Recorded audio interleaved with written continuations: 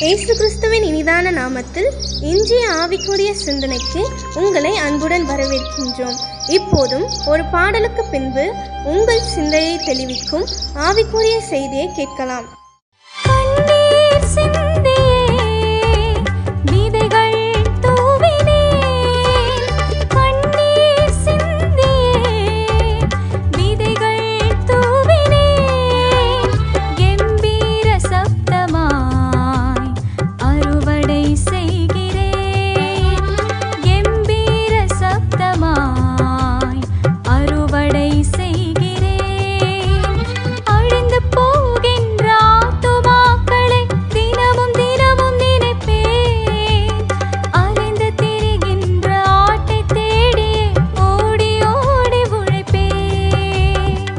ஆண்டவர் இரட்சகருமாக இயேசுவின் இனிதான நாமத்தினால் உங்களை வாழ்த்துகிறேன். நம்முடைய ஆவிக்குரிய சிந்தனைக்காக யோவான் எழுதின சுவிசேஷம் 12ஆம் அதிகாரம் 24ஆம் வசனத்தை வாசிக்கிறேன். மெய்யாகவே மெய்யாகவே நான் உங்களுக்கு சொல்லுகிறேன், கோதுமை மணியானது நிலத்தில் விழுந்து சாகாவிட்டால் தனித்திருக்கும், செத்ததை அகில் மிகுந்த பலனை கொடுக்கும். கோதுமை மணியை குறித்து இயேசு ஒரு ஓமை அழகாக சொல்லுகிறார். கோதுமை மணி எடுத்துக்கொள்வோம் என்று சொன்னால் அது தனியாக ஒரு கோதுமை மணி எடுத்து அப்படியே வைப்போமானால் எந்த பிரயோஜனமும் இருக்காது. அதற்குள் இருக்கிற அந்த முளைக்கும் தன்மை அப்படியே தான் இருக்கும். ஆனால் நிலத்தில் அதை விதைக்கும் பொழுது, ஊன்றும் பொழுது, நாட்கள் சென்றவுடன் நேற்ற நேரத்தில் முளைத்து எழும்பி நல்ல செடியாக மாறிய ஏராளமான கோதுமை மணிகளை அதை பெற்றுக்கொள்ள முடியும். கோதுமை மணி குறித்து பேசின இயேசுவும் தன்னையே கோதுமை மணியாய் நமக்காக கொடுத்தார். தன்னையே பலியாக கல்வாரி சிலுவையில கொடுத்தார். அதன் மூலமாக சிந்தப்பட்ட இரத்தத்தினாலே நமக்கு மீட்பு ஏற்படுத்தப்பட்டது, நமக்கு ரட்சிப்பு கொடுக்கப்பட்டது. என்ன சொல்லப்போனா வரிசையா கிருபை அதன் மூலமா வெளிப்பட்டது. இன்னைக்கும் கிருபை நாட்கள் நம்ம வாழ்ந்துட்டு இருக்கிறோம். எவ்வளவோ ஆவிக்குரிய வாழ்க்கையில் இழந்த அத்தனையும் கர்த்தர் மீண்டுமாய் திருப்பி கொடுக்கும்படியா தன்னுடைய ஒரே குமாரனாகிய இயேசுவை அனுப்பி அந்த ஒரு கோதுமை மணியாய் இந்த உலகத்திலே தன்னை பலியாகி கொடுக்கும்படியாய் சொன்னார். அப்படியே கீழ்ப்படிந்து அதையும் செய்தார். அவருடைய தியாகத்தை நாம் யோசித்து பார்ப்போம் என்று சொன்னால் நம்முடைய தியாகங்கள் எல்லாம் ஒன்றுமே கிடையாது. பாவிகளாகிய நமக்காக இயேசு தன்னுடைய ஜீவனை கொடுத்தார் என்று வேதம் சொல்லுகிறது. இன்னைக்கு நம்முடைய தியாகம் எப்படி இருக்கிறது? இன்னைக்கு உலகம் சுயநலத்தோடு உலகத்தில் உள்ள காரியங்கள் எல்லாம் தற்பிரியர்களாய், பணப்பிரியர்களாய், தான் மட்டும் வாழ்ந்தால் போதும், தான் மட்டும் உயர்ந்தால் போதும், தான் மட்டும் அனுபவித்தால் போரும் என்று சொல்லி இன்னைக்கு அப்படிப்பட்ட ஒரு எண்ணங்களோடு வாழ்கிற கூட்டம் தான் பெருகி கொண்டிருக்கிறது. ஒரு காலத்திலே தியாகமா இருந்தவர்கள், தியாக மனப்பான்மையில் நடந்து கொண்டவர்கள் கூட இன்று மாறி இருக்கிறதை நாம் பார்க்கும் பொழுது அநேக நேரம் நமக்கு ஆச்சரியமாகவும் அதிர்ச்சியாகவும் தான் இருக்கிறது. ஆனால் ஆண்டவர் நம்மிடத்தில் எதிர்பார்க்கிறார் அவரை போல ஒரு கோதுமை மணியாய் தனித்திராமல் நிலத்தில் விழுந்து தன்னையை தியாகமாய் கொடுக்கிற அளவு இருக்க வேண்டும் என்றுதான் விரும்புகிறார். இந்த கொத்தமல்லியை குறித்து ஒரு காரியத்தில் நான் ஒரு சின்ன செய்தியை நான் பார்த்தேன். அந்த கொத்தமல்லி தண்ணியான்னு சொல்லுவாங்க. அதை ஒன்றை எடுத்து குறிப்பிட்ட ஒரு இடத்துல அதை ஊற்றுகிறார்கள், தண்ணீர் ஊற்றுகிறார்கள். சில நாட்கள் அது ஒரு செடியாக அப்படியே வளர்ந்து வருகிறது. அதை வளர விடுகிறார்கள். வளர்ந்து விடுந்து கொஞ்ச நாள்ல பூத்து காய்க்கிறது. அதை பிரித்து எடுக்கும் பொழுது ஃபர்ஸ்ட் ஈல்டு, முதல்ல பிரித்து எடுக்கும் பொழுது ஒரு கொத்தமல்லியிலிருந்து ஏறக்குறைய 3300க்கு மேல கொத்தமல்லி சீடை எடுக்க முடிகிறது. யோசித்து பாருங்கள், ஒன்றிலிருந்து அத்தனை 1000 எடுக்க முடியுதுனால் எவ்வளவு ஆச்சரியமா இருக்கும். மீண்டுமா அத்தனை 1000 அந்த சீடுகளை அந்த நிலத்திலே ஊன்றினால் இன்னும் லட்சத்தை தாண்டி போய்விடும்.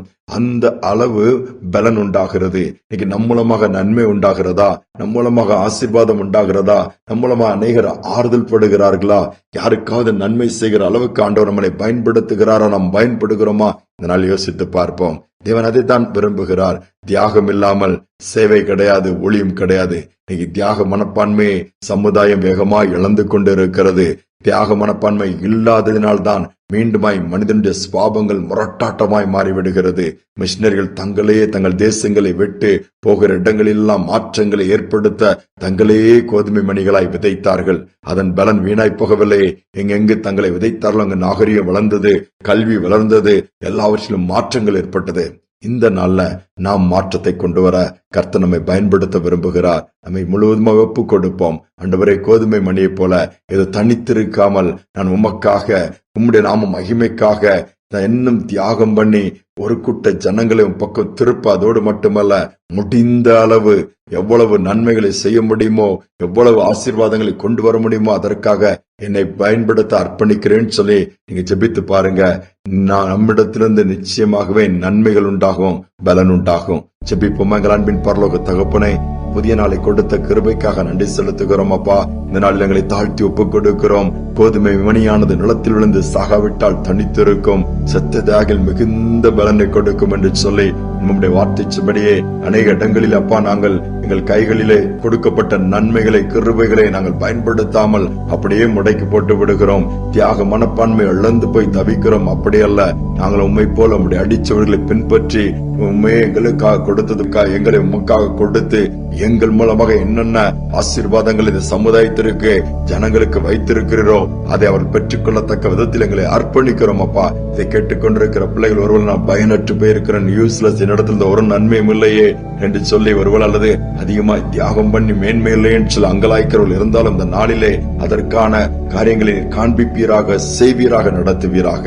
தாழ்த்தி ஒப்புக் கொடுக்கிற துதிகனமை ஏற்றுக்கொள்ளும் இயேசுவின் நாமத்தில் வேண்டிக் கொள்கிறோம் நல்ல பிதாவே. ஆமேன், ஆமேன். நம்மே தியாகமாய் கொடுத்து ஆண்டவருடைய காரியங்களை, வேலைகளை செய்வோம். நிச்சயமாக நமக்கு மட்டுமல்ல, நம்மை சார்ந்த அத்தனை பேருக்கும் நம் ஆசீர்வாதமாய் மாறிவிடுவோம்.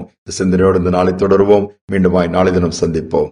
கோதுமை மணி போல் மடிந்திடுவேன், உமக்காய் தினமும் பலன் கொடுப்பேன். கோதுமை மணி போல் மடிந்திடுவேன், உமக்காய் தினமும் பலன் கொடுப்பேன். அவமானம் நிந்தை சிலுவைதனை, அவமானம் நிந்தை சிலுவைதனை அனுதினம் உமக்காய் சுமக்கின்றேன், அனுதினம் உமக்காய் சுமக்கின்றேன்.